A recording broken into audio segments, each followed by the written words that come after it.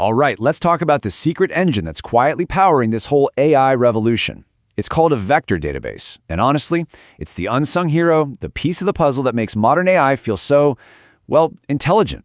So what is it, and how does it actually work? Let's get right into it. You ever have that feeling? You're searching for something on your computer, you're looking through a company's docs. You know the information is in there, but you type in your question and you get nothing. 0 results. It's super frustrating, right? Well, the problem is that old school search is totally literal.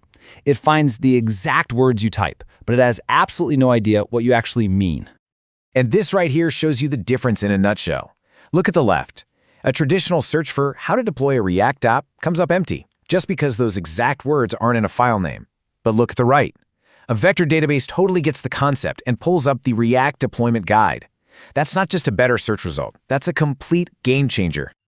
Okay, so to really appreciate why this is such a massive deal, we got to look at the hard limits of the old way of doing things. We're not just talking about a slightly better search bar here.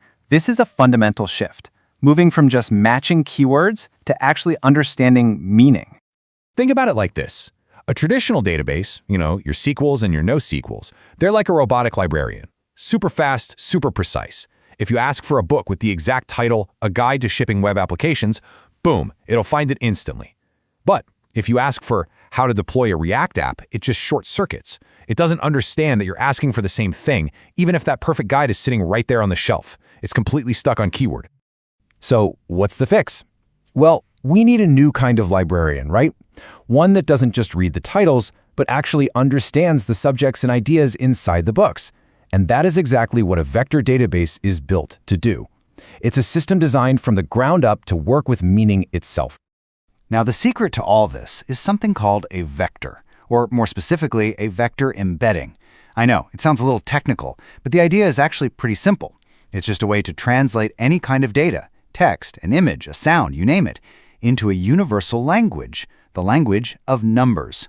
This long list of numbers, this vector, captures the essence, the real meaning of that piece of data.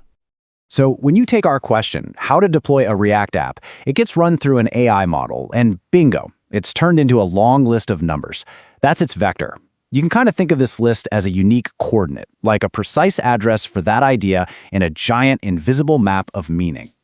And the amazing thing is, it's not just for text. You can do the exact same thing with pictures. An AI can look at an image of, say, a golden retriever playing in a park, and it can turn all those visual features, the colors, the shapes, the dog, the park, into its own unique numerical signature, its own vector. Same deal with audio. You can take a song, and its melody, its tempo, all of its musical qualities can get encoded into a vector too. This means we can search for literally anything based on what it is, not just what we happen to name the file. Now this is the real magic right here. When you turn things into vectors, things with similar meanings end up with very similar numbers. On that giant map of meaning we talked about, they become neighbors. So imagine a space where the vector for king is really close to the vector for queen, and both of them are near monarch. But all of them are 1,000,000 miles away from the vector for cabbage. That's exactly how this works, but for pretty much any concept you can think of. Okay, so we've got these number lists that represent meaning. That's cool, but how does a database actually use them to find what we want so fast? Let's pull back the curtain and see how it works. It's not really magic, just some very, very clever engineering.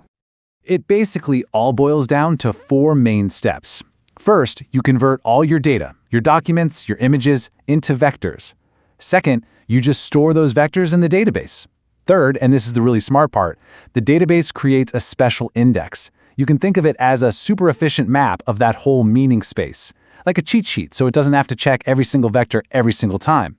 And finally, when you ask a question, your question also gets turned into a vector, and the database uses that index to find the closest, most relevant neighbors in an instant. So, why does all of this matter so much? Well, because this one ability to search by meaning is the foundation for pretty much every mind-blowing AI application you see today. This isn't just some small improvement for developers, it's the core technology that unlocks the AI experiences we're all starting to use every day. And once you start looking, you see this technology everywhere. You know those recommendation systems that suggest the perfect movie?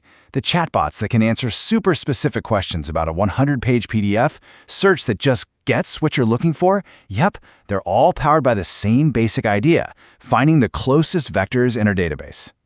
But if we're being honest, the single most important job for vector databases right now is a technique called Retrieval-Augmented Generation, or RAG for short.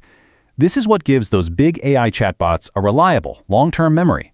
It's how we give them access to facts and up-to-date info.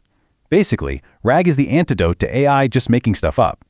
So here's how RAG works. When you ask a chatbot a question, your question first gets turned into a vector. Then, the system uses that vector to search a private vector database that's packed with trustworthy information. It pulls out the most relevant pieces of text, and then, this is key, it feeds those facts to the AI along with your original question. This gives the AI all the context it needs to give you a smart, accurate answer that's grounded in reality. It's like giving it a built-in fact-checker. So when you step back and look at the big picture, the difference between the old way and the new way of finding information is just night and day. Let's do a quick final side-by-side. This table really says it all, doesn't it? Traditional databases, they're built for exact keyword matches on neat, structured data. Vector databases, they are designed for finding fuzzy, conceptual similarities in messy, unstructured data like text and images. They aren't just AI-friendly, they are absolutely essential for making large language models useful in the real world. If you remember just one thing from all of this, let it be this. A vector database lets machines search by meaning, not by keywords.